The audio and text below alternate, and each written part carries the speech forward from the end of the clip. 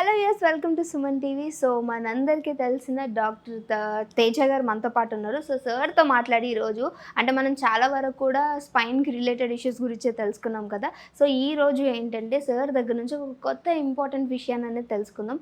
నౌడేస్ cancer అనేది మనందరిని కూడా ఎంత భయపెడుతున్న విషయం అనేది మనందరికీ తెలుసు. సో దాని రిలేటెడ్ ఇష్యూ గురించి ఒక టాపిక్ అనేది సార్ని అడిగి తెలుసుకుందాం. Hi sir. హలో అండి. సార్ చాలా వరకు ఏంటంటే గర్ల్స్లో కానీ బాయ్స్లో కానీ ఈ బోన్స్ అనేవి వీక్ అయిపోవడం జరుగుతూ ఉంటుంది. సో అలాంటి టైంలో ఏంటంటే వీళ్ళు చాలా ఫుడ్స్ కానీ లేకపోతే సప్లిమెంట్స్ రూపంలో తీసుకుంటూ ఉంటారు. అసలు ఫస్ట్ ఆఫ్ ఆల్ ఈ బోన్స్ ఎందుకు వీక్ అయిపోతాయి అంటారు? అంటే రూట్ కాజ్ నుంచి మనం ఏమైనా దీన్ని కరెక్షన్ చేసుకుంటూ రావాలి అంటారా? అంటే మనకి బోన్స్ వీక్ అవ్వడానికి చాలా కారణాలు ఉండొచ్చు అండి. ఏదైనా డ్రగ్స్ యూస్ చేసే వాళ్ళలో కూడా మేబీ కాల్షియం అనేది తగ్గిపోయి అబ్జర్ప్షన్ తగ్గిపోయి బోన్స్ వీక్ అయ్యే ఛాన్సెస్ ఉంటాయి అన్నమాట. అండ్ సమ్ డెఫిషియన్సీస్లో కూడా మనకి ఈ బోన్స్ వీక్ అవ్వడం చూస్తుంటాం. మనం అలాంటి కండిషన్ ఒకటి చూద్దాం. దీన్ని ఆస్టియోపోరోసిస్ అంటాం మనం చాలా కామన్గా.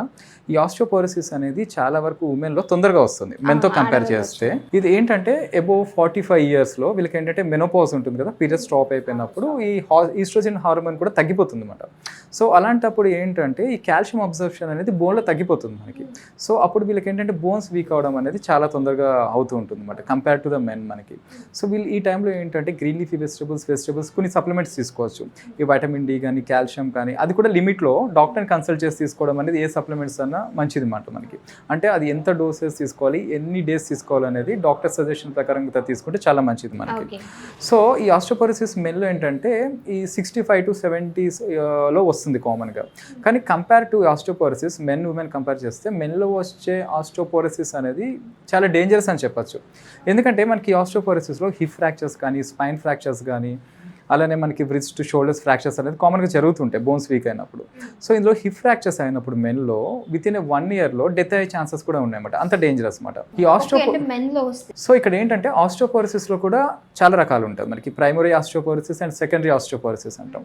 మనకి ప్రైమరీ ఆస్టియోపోరోసిస్ అనేది వితౌట్ ఎనీ రీజన్ మన బాడీలో చేంజెస్ రావడం వల్ల వచ్చేదాన్ని ప్రైమరీ ఆస్టియోపోరోసిస్ అంటాం. సో సెకండరీ ఆస్టియోపోరోసిస్ ఏంటంటే మనకి ఏదైనా డ్రగ్స్ తీసుకున్నప్పుడు కానీ ఎనీ డిసీజ్ వచ్చినప్పుడు కానీ ఈ సెకండరీ ఆస్టియోపోరోసిస్ వచ్చే ఛాన్సెస్ ఉంటాయి.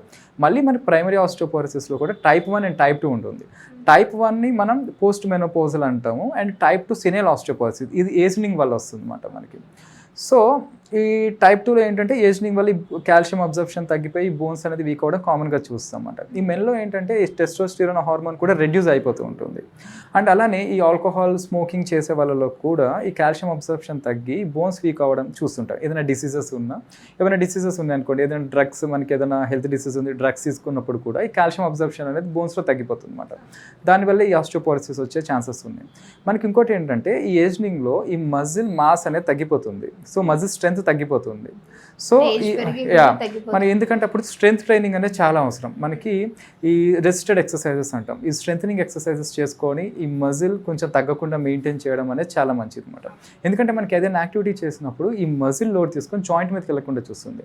ఈ ఆస్టియోపోరోసిస్ ఉన్నప్పుడు ఏమవుతుంటే మజిల్స్ ఎక్కువగా వీక్ అయిపోతాయి కదా. ఎక్కువ వీక్ అయినప్పుడు ఏంటి, ఈ మనం ఏదైనా యాక్టివిటీ చేసినప్పుడు ఆ వెయిట్ అంతా జాయింట్ మీదకి వెళ్ళి తొందరగా ఫ్రాక్చర్స్ అయ్యే ఛాన్సెస్ ఉంటాయి. సో దీన్ని మనం ఎలా మేనేజ్ చేసుకోవాలంటే మంచి న్యూట్రియంట్స్ ఉన్న ఫుడ్ అండ్ కొన్ని విటమిన్ సప్లిమెంట్స్ డాక్టర్ని అడిగి అలానే రెగ్యులర్గా ఈ స్ట్రెంథనింగ్ ఎక్సర్సైజెస్ చేసుకోవడం వల్ల మనం దీన్ని మేనేజ్ చేసుకోవచ్చు అండ్ రాకుండా కూడా ప్రివెంట్ చేసుకోవచ్చు అన్నమాట. Okay sir, thank you so much. చాలా మంచి ఇన్ఫర్మేషన్ ఇచ్చారు. సో చాలా వరకు మనం మీ దగ్గర పేషెంట్స్తో మాట్లాడుతూ ఉంటాం, లైవ్లో కూడా మాట్లాడుతూ ఉంటాం. సో ఈ రోజు ఎవరైనా మనతో పాటు ఉన్నారా? ఇప్పుడు చూపించిపోయే పేషెంట్కి మనకి ఏంటంటే సమ్ డిస్క్ బల్జెస్, దీన్ని డిస్క్ హెరినేషన్స్ అంటాం అన్నమాట. దీనివల్ల ఈయనకి క్రానిక్ పెయిన్ లాస్ట్ ఒక 3-4 years నుంచి అదే పేషెంట్కి ఇంట్రొడ్యూస్ చేస్తాను మీరు మాట్లాడడానికి. యాక్చువల్లీ దీన్ని స్పాండిలైటిస్ అంటాం మేము.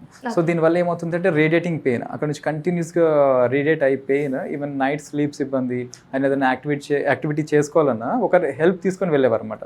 సో అదే కండిషన్, అదే పేషెంట్ ఒకసారి మీకు ఇంట్రొడ్యూస్ చేస్తాను. ఓకే.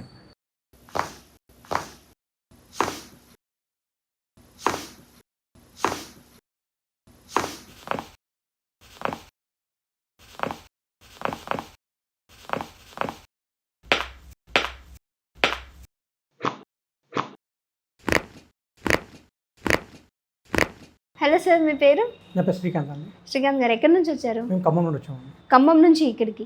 సో ఎలా ఇక్కడికి మీరు తేజ గారిని మీరు ఎలా ఇంట్రడ్యూస్ అయ్యారు, ఎలా వచ్చారు ఇక్కడికి? అంటే నేను ఖమ్మంలో నాకు నెక్ పెయిన్ బాగా ఉండేదండి. అయితే నేను ఖమ్మంలో ఒక 2 క్లినిక్లు చూపించాను. చూపిస్తే కూడా రిజల్ట్స్ అనేది రాలేదండి. దీనివల్ల ఏమైందంటే ఈ నెక్ పెయిన్ వల్ల ఈ చెయ్యి కూడా మొత్తం తిమ్మిర్లు వచ్చేది. తిమ్మిర్లు వచ్చేసి చెయ్యి చాలా ప్రాబ్లం ఉండేది. ఆ ప్రాబ్లం వల్ల ఏంటంటే యూట్యూబ్లో చూశాను. ఇది చూసి ఇక్కడికి రావడం జరిగింది. అయితే నాకు దీనివల్ల ఏంటంటే ఈ పెయిన్ వల్ల నైట్ పడుకున్నా కూడా చాలా స్ట్రగుల్ అయ్యేది. నైట్ నిద్ర రాకపోవడం ఈ పెయిన్ వల్ల ఇబ్బంది ఉండేది. అయితే క్లినిక్ వెళ్తే ఖమ్మంలో చూపించినప్పుడు అతను ఏమన్నా ఆపరేషన్ చేయాలని చెప్పాడు. ఈ నెక్కి ఆపరేషన్ చేయాలని చెప్పారు. దానికి కూడా 50-50 అని చెప్పారు. అయితే రీసెంట్గా ఏంటంటే నేను యూట్యూబ్లో చూశాను. తేజ డాక్టర్ గారు చూసి క్లినిక్ చూసి ఇక్కడికి వచ్చాను. ఇక్కడికి వచ్చి ఒక 12 days ఉందండి. సో అంటే ఇంతకుముందు మీకు ఎలా ఉండేదండి, అంటే ట్రీట్మెంట్ తీసుకోకముందు ఎలా ఉండేది? ఇంతకుముందు ట్రీట్మెంట్ తీసుకోకుండా ముందు నేను పడుకున్నా కూడా నాకు పెయిన్తో చాలా స్ట్రగుల్ అయ్యేవాడిని. ఇక్కడికి వచ్చిన ఈ క్లినిక్ వచ్చినాక ట్రీట్మెంట్ తీసుకున్నాక నాకు ఇప్పుడు రిక్రూట్మెంట్ అయిందండి. ఓకే, ఎన్ని డేస్ తీసుకున్నారు? 12 days అండి. సో ఎలా అనిపిస్తుంది ఇప్పుడు బిఫోర్ అండ్ ఆఫ్టర్? బిఫోర్ కంటే ఇప్పుడు చాలా రిజల్ట్ బాగుందండి. 99% ఇప్పుడు క్యూర్ అయిందండి. ఇప్పుడు నాకు పెయిన్ అనేది లేదండి. ఇప్పుడు ఫ్రీ అయిపోయింది, చేసి కూడా ఫ్రీ అయినాయి. ఇప్పుడు నాకు నెక్ పెయిన్ అనేది కూడా ఇప్పుడు ప్రాబ్లం చాలా తగ్గింది. మీ పనులు మీరు చేసుకోగలుగుతున్నారు. చాలా హ్యాపీగా అండి. ఓకే ఓకే, థ్యాంక్ యూ అండి.